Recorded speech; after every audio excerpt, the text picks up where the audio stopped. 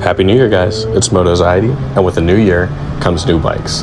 Today, I'm going to be talking to you about some of the upcoming bikes of 2024 that I've been super excited about and I can't wait to see. So, coming in at number 1 on this list is not actually for the bikes themselves. It's for the 40th anniversary paint job edition that Kawasaki is releasing for their ZX4RR and ZX6RR. I think it looks phenomenal, and it is definitely a welcome change from Kawasaki's very basic colors and their KRT green. Honestly, I've been getting a little sick of seeing that in every single one of their bikes. They have, every once in a while, they release a cool color for their bikes, but it's been pretty much the same throughout the years for the Ninja 400 and the ZX6R lineup. So it's nice to see some different cool colors coming out of their lineup. At number 2 on this list, I'm sticking with Kawasaki again, but it is a bike that I'm a bit apprehensive about, but curious none the least and excited for. It's Kawasaki's Ninja E1. This is Kawasaki's brand new EV model bike, and it's something that the other manufacturers right now, at least to my knowledge, aren't doing. This is a hybrid bike, which I think is super cool. I think the technology behind it is super cool, although I don't know how practical it is. And if you live in an area like me where we have these long open stretches of road and we're riding for long periods of time to get to our destination, it probably won't be the bike for you. And that's why I'm a little bit weary about it, because I definitely couldn't go buy this thing, especially at its price range, and really use it for much.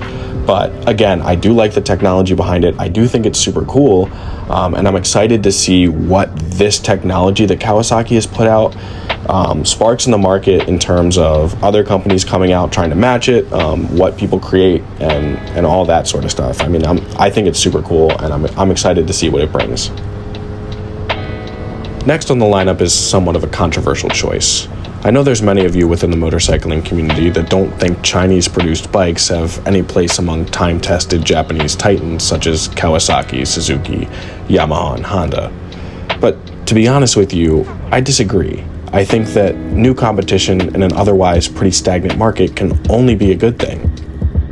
So coming in at number 3, I have CF Moto's 500 SR. Unfortunately, CF Moto hasn't released anything about what this bike is going to look like other than the camouflaged images of it, but it's meant to be a direct competitor to Kawasaki's ZX4RR, a 500cc inline 4-cylinder screamer that CF Moto claims will have a top speed higher than 140 miles per hour. If their previous model 450 SR is any indicator of what this bike is going to bring to market, I honestly cannot wait for it. Coming in at number 4 on this list is the KTM Duke 390.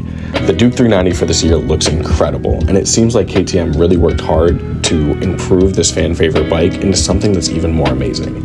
It's got a brand new 399cc engine with more power and less weight than the previous year's model.